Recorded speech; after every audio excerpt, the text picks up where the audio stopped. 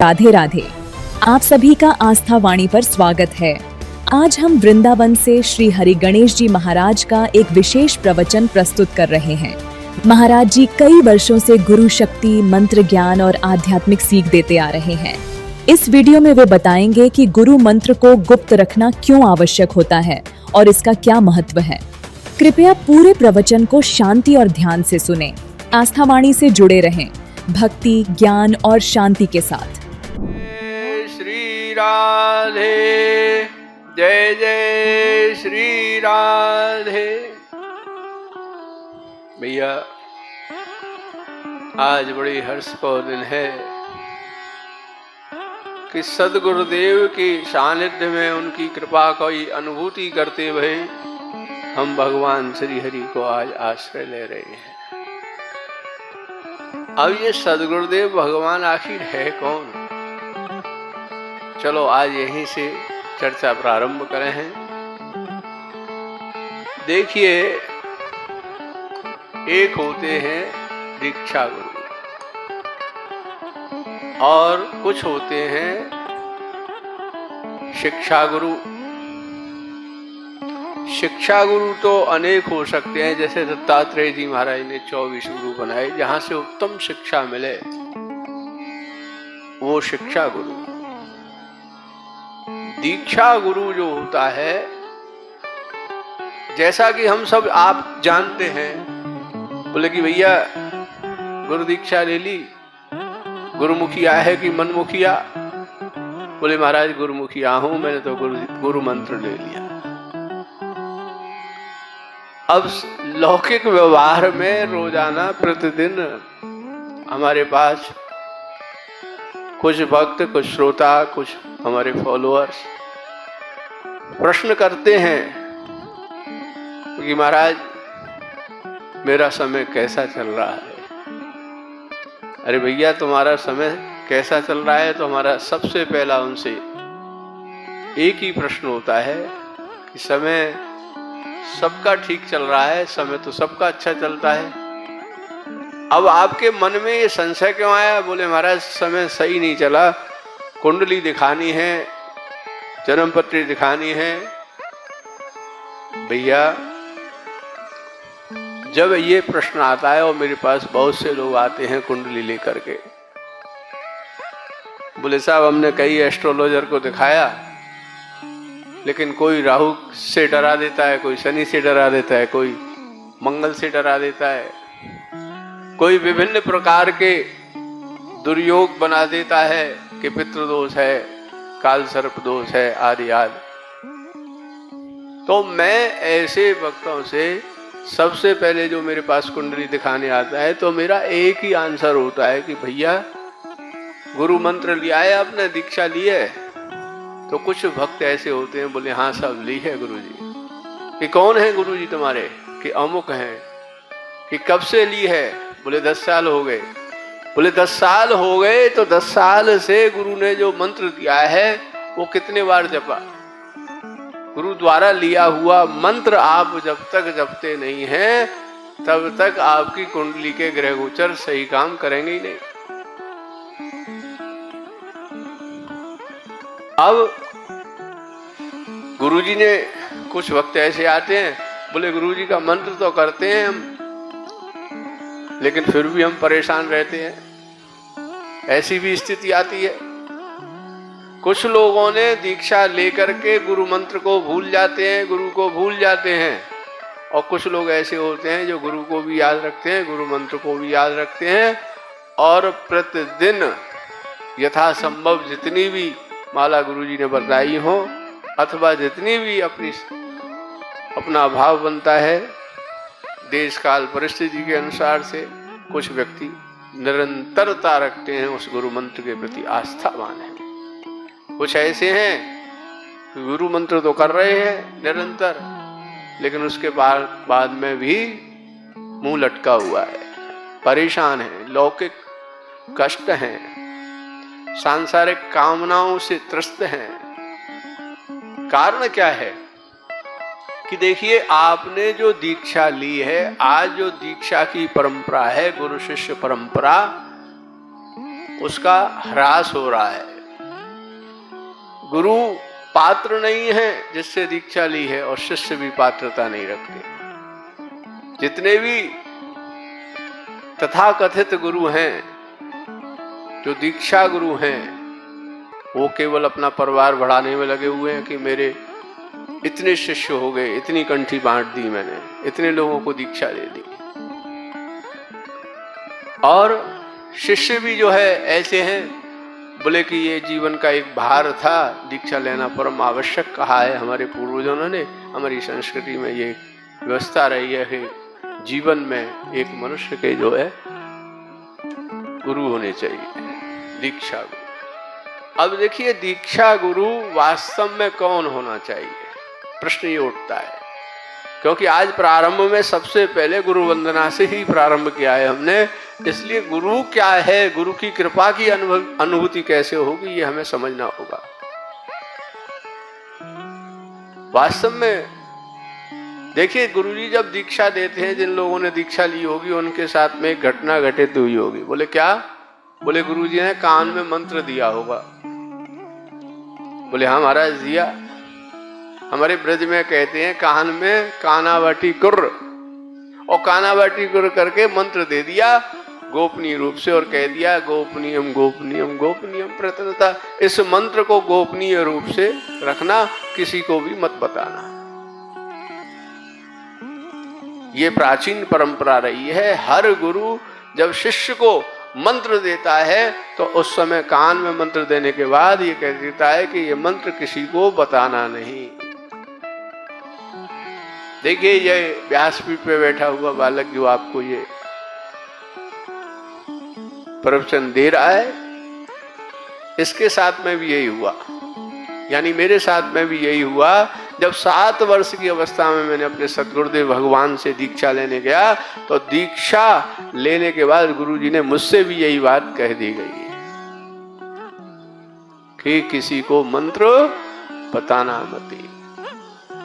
अब भोला सा बाल मन जिज्ञासु रहा प्रवृत्ति से, बाल्यावस्था से, तो मैंने जाकर के अपनी माँ को पूछा कि मैया मैया, गुरुजी ने मंत्र तो बहुत अच्छा दिया है और जो इष्ट है हमारे वो भी बहुत सुंदर हैं, लेकिन ये कह दिया कि किसी को बताना मत।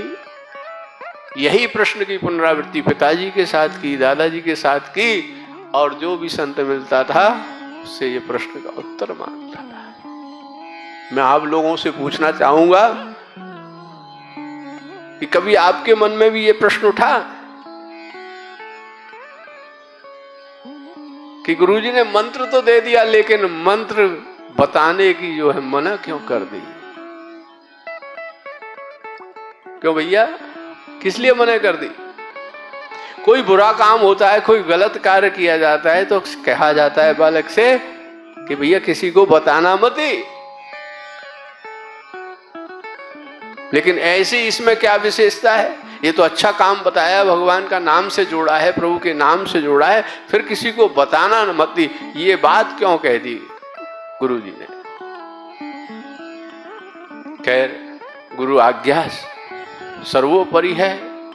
गुरुजी ने दीक्षा दी और कह दिया किसी को मत बताना। तो किसी को मंत्र तो नहीं बताया, लेकिन ये प्रश्न बार बार आता मन में और परेशान करता, व्यथित करता कि आखिर क्यों मना कर। गुरु आज्ञा थी कि प्रतिदिन जो है गुरु मंत्र करने के बाद में ही प्रसाद ग्रहण करना, दैनिक दिनचर्या प्रारंभ करने से पहले स्नान आदि करके और गुरु का मंत्र करके, संध्या वंदन आदि करके, सूर्य नारायण को जल दे करके तब आहार ग्रहण करना है।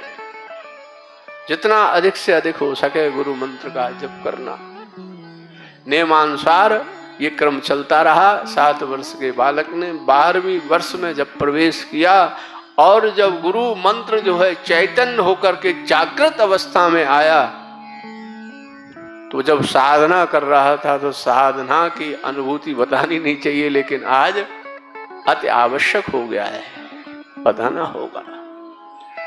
जब साधना चरमोत्कर्ष पे थी, उस समय 12वीं अवस्था में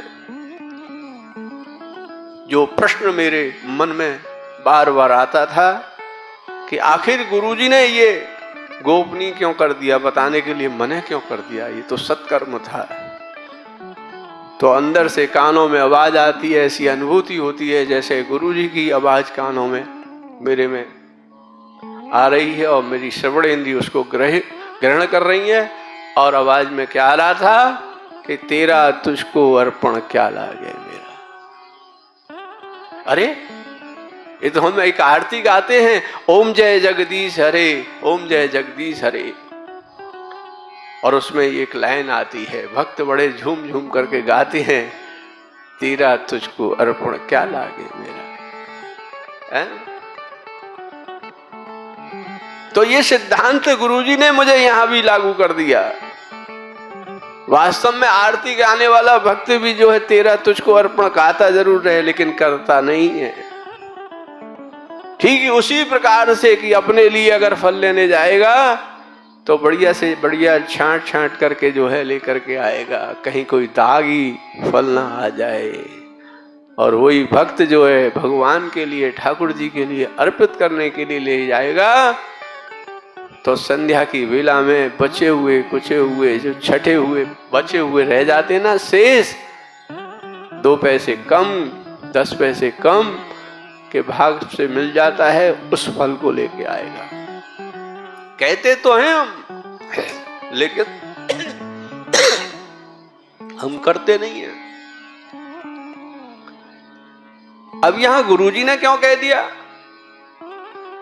देखिए, ठाकुर जी जब के आगे आप प्रसाद ले जाते हैं, तेरा तुझको अर्पण करके गाते हैं, तो मुझे तो कभी कभी ऐसा लगता है कि भगवान भी मुस्कुराता होगा।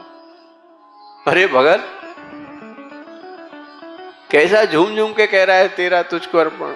वास्तव में है तो तेरे पास मेरा सब कुछ, लेकिन तू देना ही नहीं चाहता है, मुझे भी नहीं देना चाहता है, मेरे को भी छलने आ गया। तू कितने भी शंख घंटा घड़ियाल बजा ले, भगवान की तरफ से है ये आरती की लाइन। मेरा तो मानना ये है भक्त की तरफ से नहीं है। भगवान कह रहे हैं कि तेरा तुझको अर्पण क्या लागे मेरा। गा हम और आप रहे हैं, लेकिन उत्तर ये लाइन है वास्तव में भगवान की तरफ से कि तेरा तुझको अर्पण क्या लागे मेरा। बोले क्या कि मैं तो जो है ना कुछ तुझे देने वाला नहीं हूं, कितने भी शंख घंटा घड़ियाल बजा, माखन मिश्री खिला, 56 भोग खिला, तू जो भोग गया है ना वो काट लेना। बोया पेड़ बबूर का आम कहां से होए। जब आप जैसे भी कर्म करके आए हैं तो कर्म फल का संचित कर्म के रूप में आपको जीवन में मिलेगा, अच्छा बुरा जो भी है। तो ये आरती में भगवान कह रहे हैं कि जो तू देख बो गया है, मैं तो रक्षक हूं उसका, और तेरे जो कुछ भी रख गया है तू कोठरी में, वही तुझे देना है मुझे।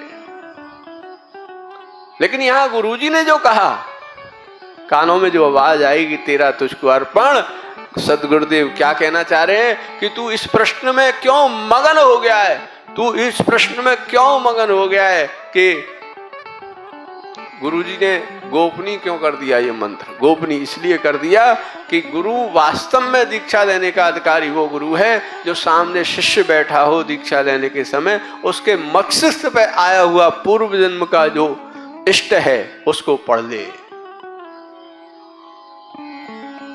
हम और आप इस जन्म से पहले जन्म में या 100 जन्म पहले या 1000 जन्म पहले मानव देह में थे निश्चित रूप से, और जब मनुष्य देह में थे तो निश्चित रूप से कोई ना कोई हमारा इष्ट रहा होगा। भगवान के किसी भी स्वरूप को हमने ध्याया होगा, और जिस इष्ट को हमने ध्याया, जो मंत्र का जप किया, वही मंत्र वही इष्ट पुनः जब भी हमको मानव देह मिलती है तो हमारे मस्तिष्क पे, हमारे ललाट पे आता है, उसकी छवि दिखाई देती है। अगर हमने राधा के श्री राधा रानी के उपासक रहे हैं तो श्री राधा रानी की छवि दिखाई देगी। हमारे लाला कनुआ के उपासक रहे हैं तो भगवान श्री हरि की, कृष्ण की, राम की, साधना का और तेज हमारे मस्तिष्क पर दिखाई देगा। हमारे मस्तिष्क पे जिसने शिव की आराधना करी होगी, ललाट पे शिव की छवि दिखाई देगी, चाहे वो त्रिपुंड के रूप में दिखाई दे, चाहे किसी भी रूप में दिखाई दे, निश्चित रूप से दिखाई देगी। कहने का आशय यह है, तात्पर्य यह है कि जिसने जिस इष्ट को ध्याया है उस इष्ट की छवि दिखाई देती है।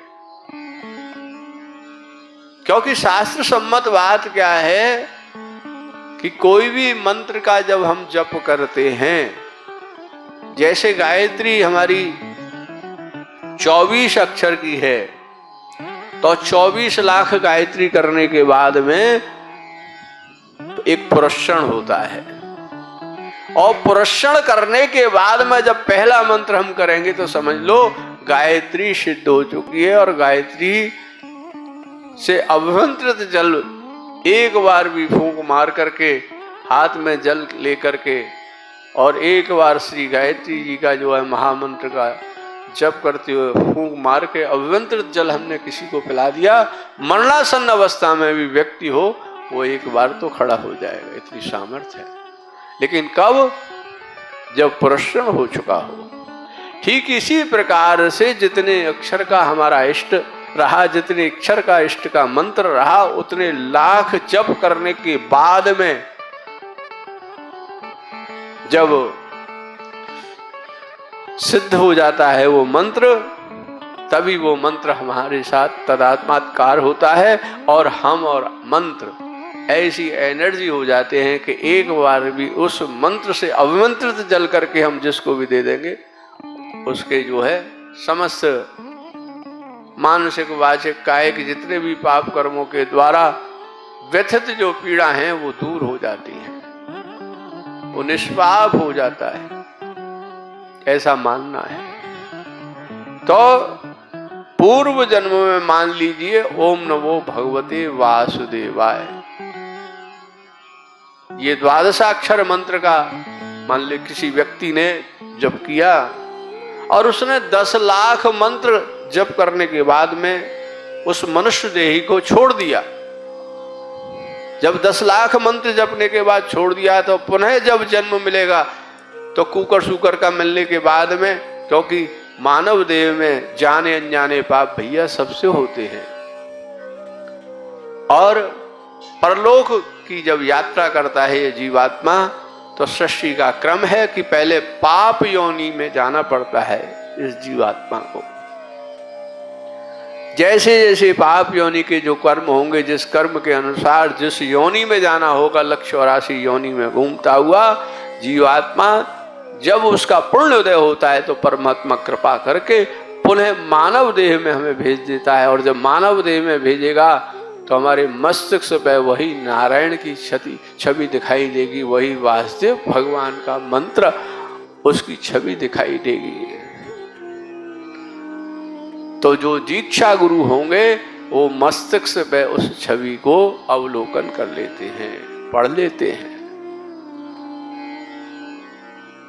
अगर जो है मस्तिष्क पे नहीं पढ़ सकते तो आपकी जो जन्मांक चक्र है, जन्म लग्न चक्र है, उसमें भी जो है आपका पूर्व जन्म का ध्याया हुआ इष्ट और जब वो भी आता है। कौन इष्ट है हमारा? कुंडली से देख सकते हैं। जो कुंडली से नहीं देख सकते वो हस्तरेखाओं से भी देख सकते हैं। इस प्रकार से विभिन्न हमारे यहाँ विधियां हैं कि हमारा पूर्व जन्म में इष्ट कौन रहा। जब इष्ट कौन रहा, जब ये बात हुई तो क्या हुआ कि सदगुरुदेव के पास में प्राचीन परंपरा थी कि एक साथ 5, 6, 7 जो है शिष्यों ने आकर के दीक्षा ली। और जब उन्होंने दीक्षा ली तो किसी के मस्तिष्क में माँ भगवती की छवि दिखाई दे रही है, किसी के पे भोलेनाथ दिख रहे हैं, किसी के पे हनुमान जी दिखाई दे रहे हैं, किसी के पे जो है श्री हरि भगवान नारायण की छवि दिखाई दे रही है।